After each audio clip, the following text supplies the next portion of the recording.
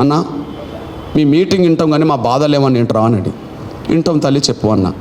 సంకనో బిడ్డని వేసుకొని వచ్చి, అన్న నా బిడ్డ పేరు నసీమ, ఎదురుగా కనిపించే పూరి గుడిసె మా ఇల్లు అన్న, నా బిడ్డకు గుండెల్లో రంధ్రాలు ఉన్నాయి, గుండె జబ్బు ఉన్నదన్న, డాక్టర్ల దగ్గరికి వెళ్తే ప్రైవేట్ ఆసుపత్రులకు పోమన్నారన్న, ప్రైవేట్ ఆసుపత్రికి వెళ్తున్నామో 1,40,000 అని ఆపరేషన్ అంటున్నారన్న, కూలి చేసుకునే కుటుంబం అన్న, ఒకనొక బిడ్డ అన్న, ఆపరేషన్ చేయించే స్తోమత లేదన్న, మీరేమన్నా సాయం చేస్తారా అని అడిగి. ఏ బిడ్డ ప్రాణమైనా ప్రాణమే కదా. వాళ్ళకి చెప్పానమ్మా నా దగ్గర డబ్బులు లేవు, నేను పేదోడిని, కానీ ఆపరేషన్ చేయించే మార్గం అయితే చూస్తా తల్లి అని. డబ్బులే లేనప్పుడు ఇక మార్గం ఏముంటుందన్నా ఆపరేషన్ చేయించడానికి అంటే, మరి నా దగ్గర డబ్బులు లేవు కానీ గవర్నమెంట్ దగ్గర ఉంటాయి కదమ్మా, గవర్నమెంట్ దగ్గర తీసుకెళ్ళి చేపిస్తాను అన్న. నేను ఇచ్చే సమయానికి ఎన్నికలు జరిగినాయి, చంద్రబాబు నాయుడు ముఖ్యమంత్రి ఉన్నాడు కానీ కౌంటింగ్ జరగలే. అంటే ఆ పీరియడ్ మధ్యలో నేను ఆ మీటింగ్ ఇచ్చాను. సరే నీ దయాన్న నా బిడ్డను కాపాడితే చాలు, నువ్వు ఎక్కడికి తీసుకెళ్ళినా నా బిడ్డను కాపాడితే చాలు అన్నది. వెంటనే సరే వారం రోజులకు స్వర్గీయ రాజశేఖర్ గారు ముఖ్యమంత్రి అయ్యాడు. మే 14, 2004. నేను ఈ విషయాన్ని గుర్తుపెట్టుకొని అక్కడ మాదార్ అనే ఒక తమ్ముడు ఎంఆర్పిఎస్లో పనిచేస్తాడు, ముస్లిం అయినా పనిచేస్తాడు. ఆ తమ్ముడిని ఫోన్ చేసి పలానా టైంలో నేను మాట ఇచ్చాను ఒక వారం 10 రోజుల క్రితం, ఆ బిడ్డ మళ్ళీ ఏమన్నా అవుతే మనకి ఇబ్బంది అవుతుంది, తొందరగా తీసుకురా అని చెప్పాడు. మే 20కి తీసుకొచ్చారు. మే 21కి స్వర్గీయ మన రాజశేఖర్ గారి దగ్గర తీసుకెళ్ళినప్పుడు సరే ఆయన ధర్మదర్శనం పెట్టిండు. ముఖ్యమంత్రి అయిన వెంటనే ప్రజలందరినీ కలుసుకోవడం కోసం ఎవరు పెట్టలేని విధంగా ధర్మదర్శనం పెట్టిండు. ఆ ధర్మదర్శన కార్యక్రమానికి నేను వెళ్ళాను వీళ్ళని పట్టుకొని. ఆయన వెనక జన్నతు సేన అనేటి ఉన్నాడు, అప్పుడు అధికారి అతను. నన్ను చూసి 4 అడుగులు, అందరిని కలిసి 4 అడుగులు ముందుకు వచ్చి, ఏం కృష్ణ ఇంత పబ్లిక్లో నువ్వెందుకున్నావు, లోపల రావచ్చు కదా అన్నాడు. సార్ నేను ఒక్కనైతే లోపలికి వచ్చాను సార్, 4గురితో కలిసి వచ్చాను, అందరినీ రానివ్వరని చెప్పి నేను వీళ్ళని పట్టుకున్నాను సార్ అంటే, ఏంటి విషయమో అని అన్నాడు. నేను మొత్తం వాళ్ళ ఆ 4 వచ్చిండ్రు. ఆ నసీమ అనే చిన్న బిడ్డ, వాళ్ళ తల్లి, వాళ్ళ నాన్న, వాళ్ళ నానమ్మ, ఆ 4 విషయం నేను చెప్పాను. 15 రోజుల క్రితం ఈ విషయం తెలిసింది సార్, నువ్వు ఆపరేషన్ చేయించాను. చూసుకున్నాడు ముఖ్యమంత్రి, చూసుకొని ఒక మాట అన్నాడు, కృష్ణ 1,40,000 కానీ నేను ఒక 25,000 ఇస్తా సీఎం రిలీఫ్ ఫండ్ నుంచి అన్నాడు. మన అందరూ తెలుసు అంతకుముందు ఎవరు ఏ ఎమ్మెల్యే లెటర్ రాసినా, ఎంపీ లెటర్ రాసినా, ఏ ముఖ్యమంత్రి అయినా సీఎం రిలీఫ్ ఫండ్ పెడితే ఒక 25,000, బాగా ఎవరైనా గట్టిగా పట్టుబడితే ఒక 40,000, 50,000 ఇచ్చేవాళ్ళు, అంతకంటే మొత్తం ఇచ్చేవాళ్ళు కాదు. నాకు అదే చెప్పిండు. నేను ఒక మాట అన్నా, సార్ మరి 25,000 మీరు ఇస్తే ఇంకా 1,15,000 ఎవరు పెట్టుకోవాలి అన్న. కన్నోళ్ళు పెట్టుకుంటారు కదా అన్నాడు. కన్నోళ్ళు వీళ్ళే కదా సార్, చాలా పేద కుటుంబం సార్, వీళ్ళ ఊరికి వెళ్ళినప్పుడు పూరి కొడితే సార్ ఈయన రిక్ష తొక్కొని బతుకుతారు సార్, అంతకంటే లేదు సార్, నువ్వు కాపాడాల్సిందే అని అన్నాను. ఆయన నీకు తెలియదు కృష్ణ, బడ్జెట్ సరిపోదు, ఇట్లా నువ్వు ఒక్కడికి తీసుకొస్తే ఇంకా చాలామంది వస్తే నా బడ్జెట్ సరిపోదు అన్నాడు. నేను అన్నా, సార్ బడ్జెట్ గురించి మాట్లాడద్దు, డబ్బులున్నోళ్ళు మీ దగ్గరికి ఎట్లా రారు సార్, వాళ్ళ బిడ్డలకు చేసుకుంటారు, లేనోళ్ళు మీ దగ్గరకు వచ్చినప్పుడు చేయాల్సిందే కదా సార్ అన్నప్పుడు దాన్ని సీరియస్గా తీసుకోక, నీకు తెలియదు కృష్ణ అని చెప్పి వెళ్ళిపోతున్న మనిషిని గిట్ల బట్టి తిప్పా వెనుకకు. ముఖ్యమంత్రిని పబ్లిక్ చూస్తూనే ఉన్నారు. వెనుకకు తిప్పి, సార్ మీరు అట్లా వెళ్ళడం భావ్యంగా లేదు, మీరు కనుక ఆపరేషన్ చేయించకపోతే బిడ్డ చచ్చిపోతుందేమో జాగ్రత్త అన్న. బిడ్డ చచ్చిపోతుందేమో బాగుండదు అన్న, జాగ్రత్త బాగుండదు అన్న. అంటే సింపతి రావాలని, సార్ బిడ్డ చచ్చిపోతుంది సార్ బాగుండన్న. దాన్ని రాజశేఖర్ గారు అపార్థం చేసుకున్నాడు. అపార్థం చేసుకొని, ఏమయ్యా ఒక ముఖ్యమంత్రిని పట్టుకొని వెనుకకు తెప్పి బాగుండదని నాకే చెప్తున్నావు అని చెప్పి, ఇక ఆయన కూడా కొంత గట్టివాడు కదా, నా దగ్గర ఒక మాట అన్నాడు, ఇగో ఇప్పుడు 25,000 ఇస్తాను కదా, 25 రూపాయలు కూడా ఇవ్వ, నువ్వేం చేసుకుంటావు అన్నాడు. ఇది మా ఇద్దరి మధ్యలో జరిగే సమస్య. మీరు ఇవ్వకపోతే ఉద్యోగం చేయాల్సి వస్తుంది అన్న. నేను చేసుకోపో అన్నాడు. మరి నేనేం చేయాలిగా, ఆ బిడ్డను కాపాడాలి. అప్పుడు నాకు పేపర్లో అప్పుడప్పుడు కనిపించేది, ఎవరన్నా గుండె జబ్బులున్న పిల్లలు వాళ్ళ తల్లిదండ్రులు ఎవరికన్నా విలేకరులకు చెప్తే ఫోటోలు వేసేవాళ్ళు ఆ రోజుల్లో. ఏది ఒక దాతలు ఎవరన్నా ముందుకు వస్తే మా బిడ్డను కాపాడని చెప్పి ఫోటోలు, అవి నాకు పిక్చర్లు వచ్చేసినాయి. అంటే దాతల దాని మీద బిడ్డల ప్రాణాలు ఆధారపడాలా, పెద్ద బిడ్డలు, దీని సంగతి ఏందో చూద్దామని చెప్పి వాళ్ళని తీసుకెళ్ళి అక్కడి నుంచి నేను గుండె జబ్బుతో బాధపడుతున్న పేద పిల్లలందరికీ ఉచిత ఆపరేషన్ జరగాలి కార్పొరేట్ ఆసుపత్రులు అని చెప్పి ఉద్యోగం మొదలుపెట్టాను. ఆ మొదలుపెట్టినప్పుడు వీళ్ళందరూ గుండె జబ్బు పిల్లలే. ఓకే, ఆ రోజు ఏమైందంటే ట్యాంక్ బండ్ కాడ అంబేద్కర్ విగ్రహం, అంబేద్కర్ కమ్యూనిటీ హాల్ ఉన్నది కింద. ఆ కమ్యూనిటీ హాల్లో వేలాది మందితో మీటింగ్ పెట్టా. నేను ఎప్పుడు నా స్నేహితుడు కిషన్ రెడ్డి అనే విషయం మీకు తెలుసు, మొదటి నుంచి అందరితో నేను సంబంధాలు కలిగి ఉంటాను, అన్ని పట్ల సంబంధాలు ఉన్నాయి. కిషన్ రెడ్డి గారు, ఈటల రాజేందరు, అప్పుడు చంద్రశేఖర్ మంత్రి, డాక్టర్లు అందరిని పిలిచి వేలాది మంది పెట్టాను. గుండె జబ్బు పిల్లలందరికీ ఉచిత ఆపరేషన్లు ప్రైవేట్ ఆసుపత్రులు చేయించాలని మీటింగ్ పెట్టిన రోజే అదే గుండె జబ్బు అబ్బాయి చచ్చిపోయాడు అక్కడ.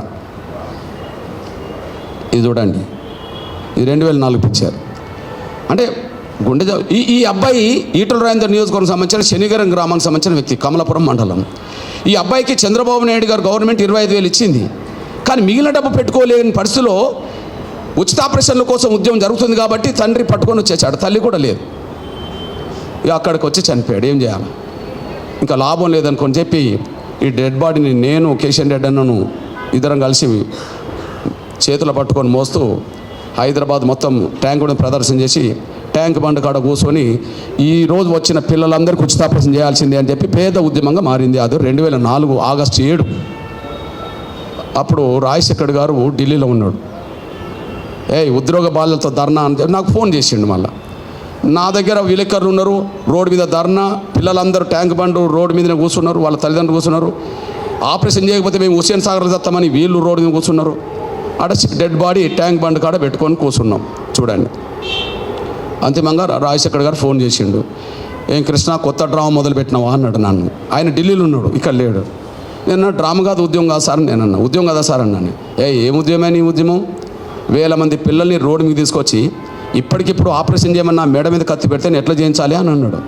సార్ ఇప్పుడు వచ్చిన మాట నిజమే, ఇంతమంది కానీ 2.5 నెలల క్రితం ఒక నసీమనే తీసుకొచ్చాను కదా, మరి ఆ ఒక్క బిడ్డకి ఎందుకు చేయించలేదు అన్నాను నేను. అన్నప్పుడు నన్ను బెదిరిస్తున్నావా అన్నాడు. సార్ నిన్ను బెదిరించేంత నాయకున్నా సార్, ఆనాడైనా ఈనాడైనా బిడ్డ ప్రాణం కాపాడాలని ఆనాడు, బిడ్డల ప్రాణం కాపాడాలని ఈనాడు అన్న సార్. ఇప్పుడు మీరు ఆలస్యం చేస్తే చాలామంది పిల్లలు చచ్చిపోతారు సార్ అని నేను అంటే ఇక కొద్దిగా నన్ను బెదిరించిండు. నా సంగతి నీకు తెలియదు, నీ సంగతి నాకు తెలుసు, ఇదంతా బెదిరించాడు. కానీ ఇక నువ్వెన్నన్నా బెదిరించు సార్, ఈ పిల్లలందరికీ ఉచిత ఆపరేషన్ జరిగేంతవరకు మాత్రం నేను రోడ్డు దిగిపోను సార్ అని నేను అన్న. ఫోన్ కట్ చేసిండు. ఇగో ఉద్యోగ బాధ్యతతో ధర్నానా కృష్ణమాదిగ మీద వైఎస్ ఆగ్రహం, ఇది ఢిల్లీ నుంచి వచ్చిన న్యూస్. అంటే నాతో మాట్లాడిండు కదా. ఇగో రాజశేఖర్ గారు నన్ను బెదిరించిండు అని చెప్పి నేను ఇక్కడ మాట్లాడిన విషయం సీఎం అదే రోజు. కానీ ఆయన మళ్ళీ పెద్ద మనసు చేసుకొని మళ్ళీ 6:30కు 11 గంటలకు మొదలైన ధర్నా 6:30కు ట్యాంక్ బండ్ కాడ ఎట్లుంటుందో చూడండి. వెంటనే రాజశేఖర్ గారు ఈ రోజు వచ్చిన పిల్లలందరికీ ఉచిత ఆపరేషన్ చేయడానికి ఒక ప్రత్యేకమైన పథకం తీసుకొస్తామని చెప్పడం అప్పటి నుంచే మొదలైపోయింది. అదే ఆరోగ్య బీమా, అదే ఆరోగ్యశ్రీ, అదే ఆరోగ్య బీమా, అదే ఆరోగ్యశ్రీ ఇవాళ అందరికీ ఉపయోగపడుతుంది. అన్నా దా నర్సిరెడ్డి అన్న, నల్గొండ కదరా అవునా అన్నా, ఇది మీ సోదరుడిగా ఇవాళ మనందరికీ తెలుసు, ప్రపంచంలో కార్పొరేట్ ఆసుపత్రులు ఉన్నాయి. డబ్బులు ఉన్న వాళ్ళు ఒక ఆసుపత్రికి వెళ్తారు, డబ్బులు లేని వాళ్ళు గవర్నమెంట్ ఆసుపత్రికి వెళ్తారు. ఇప్పుడు తమ్ముడు రెడ్డి జాగృతి పేద రెడ్ల కోసం పోరాటం చేస్తున్నాడు అనుకుందాం. మరి పేద రెడ్లకు ఏదన్నా అనారోగ్య సమస్య తీవ్రమైంది వస్తే ఎక్కడికి పోతారు? కార్పొరేట్ ఆసుపత్రికి పోరు కదా, యాడికి పోతారు? ప్రభుత్వ ఆసుపత్రికి పోతారు కదా. కానీ వాళ్ళ పేద రెడ్లే కాదు, పేదలందరూ కలిసి కార్పొరేట్ ఆసుపత్రికి వెళ్ళే పరిస్థితి మాత్రం ఆరోగ్య పథకం ద్వారా వచ్చింది. అంటే సమాజం అందించిన శక్తితో ఎంఆర్పీఎస్ ఎదిగినప్పుడు తిరిగి సమాజానికి సేవ చేయాలి అనే ఒక లక్ష్యమే ఇవాళ దాన్ని ధరిసి నేనంతా ఇది చెప్పాను కదా. ఒక్కసారి ఇది వాస్తవమా కాదా అనే విషయం స్వర్గీయ రాజశేఖర్ గారు చనిపోక ముందు అసెంబ్లీలో ఏం మాట్లాడిండో వినండి.